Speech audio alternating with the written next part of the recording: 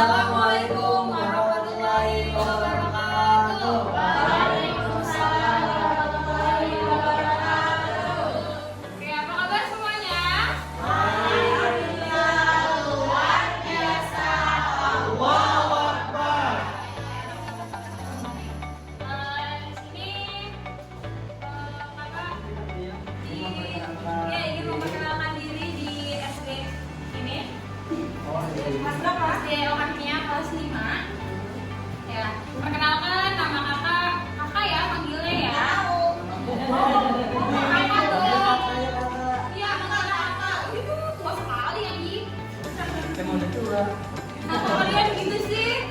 Perkenalkan nama kakak Alif. Dan nama saya Kakak Rian. Oke, ya boleh ya, Bang Rian boleh. Abang nggak apa-apa, kakak nggak apa-apa. Saya Om.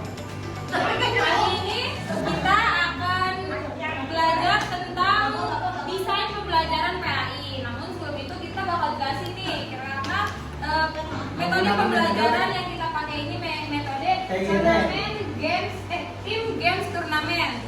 Abang Fatul boleh di kelompok empat, kelompok empat, kelompok empat yang paling keren. Kelompok empat, kelompok empat, kelompok empat yang paling oke. Kelompok empat ada Rian dan Alif bersama Uma Devi di 5B. Kelompok empat ada Rian dan Alif bersama Uma Devi di 5B. Katanya kalian punya pantun nih guys. Bagaimana dulu? Guru pergi naik sepeda baru. Tidak baru, tidak berandai. Dengarkanlah nasihat guru. Jadi anak yang pandai. Oke, next. Nah, sebelumnya udah ada yang pernah dengar belum sih metode TGP itu apa?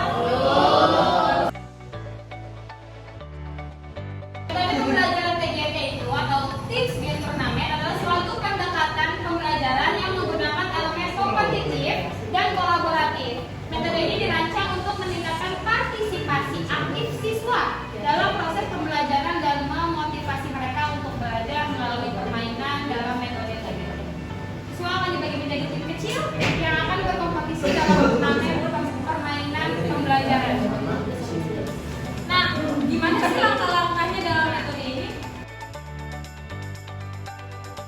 Langkah-langkahnya yang pertama yaitu jelas pilih materinya dulu.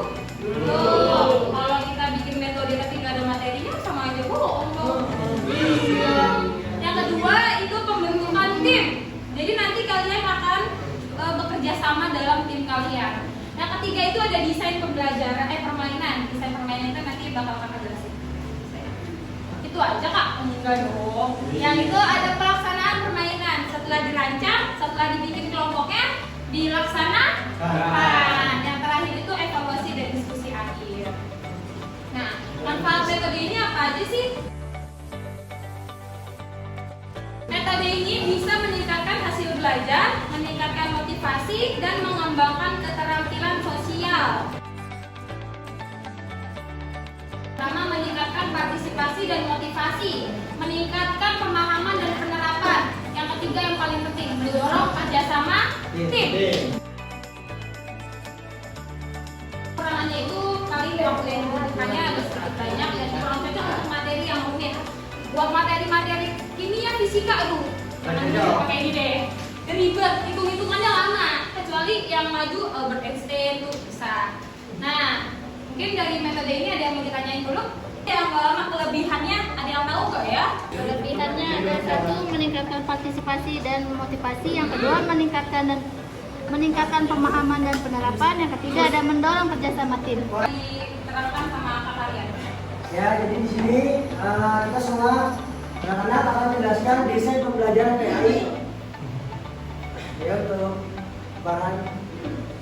Jadi di sini kita lihat bersama pengertian dan desain pembelajaran PAI.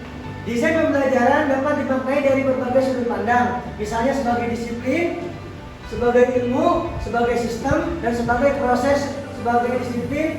Desain pembelajaran membahas berbagai penelitian dan teori tentang strategi serta proses pengembangan pembelajaran dan pelaksanaannya. Ingat-ingat tuh. Dan di sini ada aspek-aspek yang mengacu pada pembelajarannya PAI atau Pendidikan Agama Islam. Yang pertama, desain pembelajaran PAI harus diarahkan pada membantu pengajaran yang individual.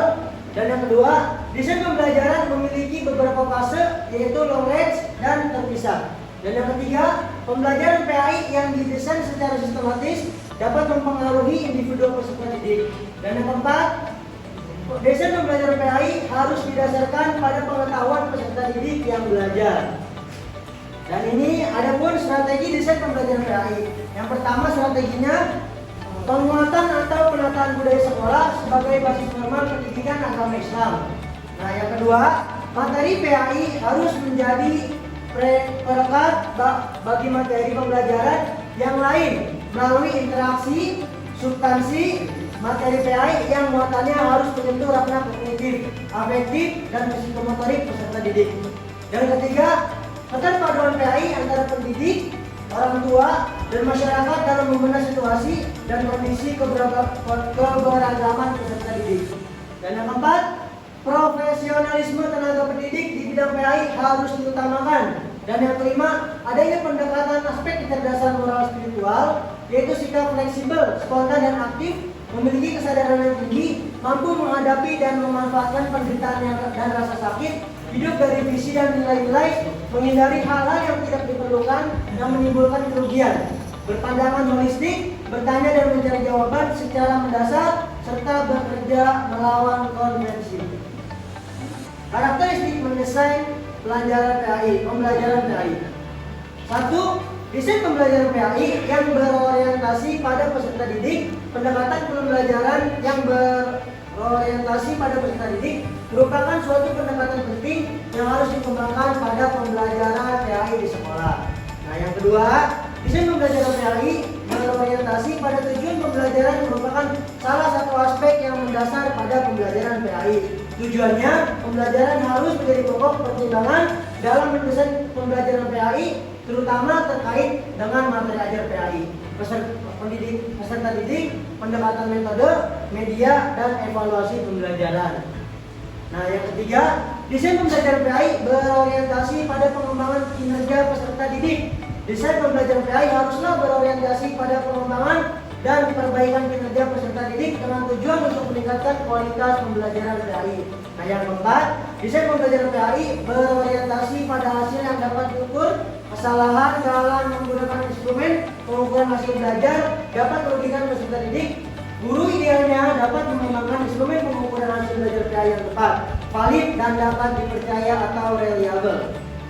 Nah, yang kelima, desain pembelajaran PAI bersifat empiris, berulang, dan dapat diukur sendiri informasi awal yang berkaitan dengan proses pembelajaran, misalnya kerumitan materi, metode pembelajaran, kemampuan peserta didik, serta sarana pendukung terhadap pembelajaran PAI yang merupakan langkah pertama yang dapat digunakan sebagai bahan analisis terhadap implementasi pembelajaran PAI. Nah, yang keenam, desain pembelajaran PAI merupakan upaya tim desain pembelajaran mungkin saja dapat dilakukan oleh individu peserta didik. Namun keterlibatan kelompok atau tim dalam mendesain pembelajaran PAI sangat membantu terhadap keefektifan pembelajaran. Cukup sekian presentasi dari kelompok kami. Apabila yang ada yang kurang jelas, kami siap menerima pertanyaan. Karena yang tidak siap menerima kenyataan kalau kita hanya sebatas teman. Oke, kita udah jelasin materinya. Sebelum kita masuk, ada yang mau bertanya? Pembelajaran PAI bersifat empiris. Nah, empiris itu apa sih? Pembelajaran. Ya, izin kakak menjawab. Sifat empiris merujuk pada karakteristik suatu pengetahuan atau teori yang didasarkan pada pengalaman, pengamatan, dan eksperimen langsung. Dalam pendekatan empiris, klaim atau hipotesis harus diuji dan diverifikasi melalui data yang dapat diamati secara nyata, bukan hanya melalui logika atau spekulasi semata. Jadi, empiris ini pendekatan ini sangat penting dalam ilmu pengetahuan di mana validitas suatu teori ditentukan berdasarkan bukti-bukti empiris yang direplikasi. Contohnya, dari sifat empiris adalah penelitian ilmiah yang menggunakan hasil pengamatan atau eksperimen untuk menguji hipotesis. Ya. Ini karena udah nanya. Nanti kamu baru masuk. Makasih ya.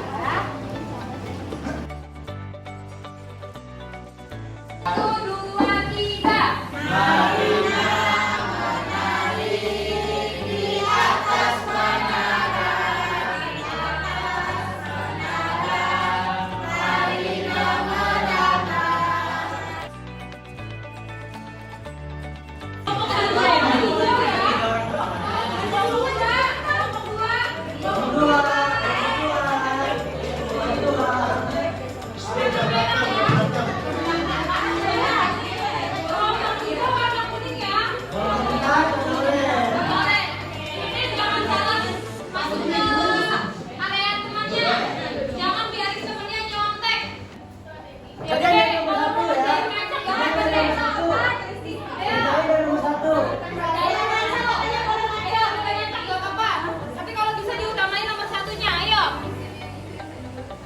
Tidak boleh nyontek ya. Nyontek ibu ya tanya masuk neraka. Yang dinilai kecepatan dan kecepatan. Barang siapa yang tepat dan cepat dia yang menang. Kalau udah langsung duduk gantian sama temennya. Woi, gak nyata. Aduh, gak make upan temennya.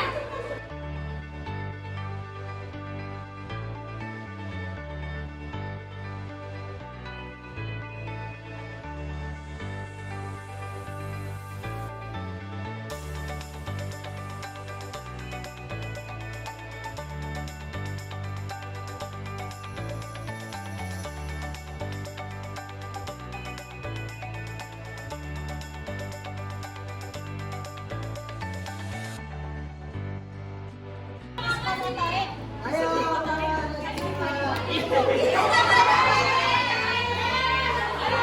Tapi kan cepat sama yang tepat percuma. Kecepatan yang tepat. Sekarang ini bukan kecepatan, kecepatannya.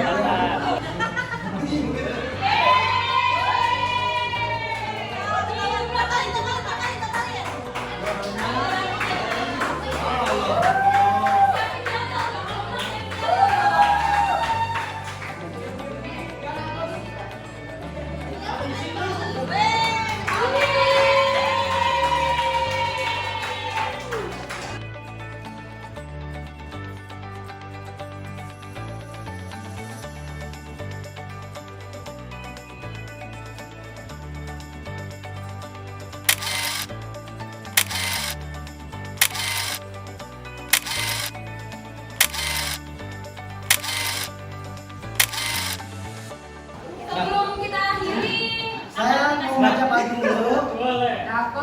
Banyak ikan kecil di selokan. Jangan lupa diambil dengan saringan. Bahagia sangat diperlukan untuk mendapatkan kesuksesan. Satu lagi. Cuaca panas, minum jus tomat. Tidak sengaja melihat putri malu. Untuk guruku yang terhormat, semoga senantiasa sehat selalu. ada perempuan dan laki-laki. Saling membantu, tidak menggurui. Entah fase hidup apa yang dimasuki, pasangan keluarga sudah merestui. Kurang lebihnya kami mohon maaf. Jika ada kata-kata yang salah itu murni dari kami sendiri dan kami berdua, dan apabila ada kata-kata yang benar itu menyenangkan dari Allah Subhanahu Wa Taala. Kurang lebihnya kami mohon maaf. Wassalamualaikum.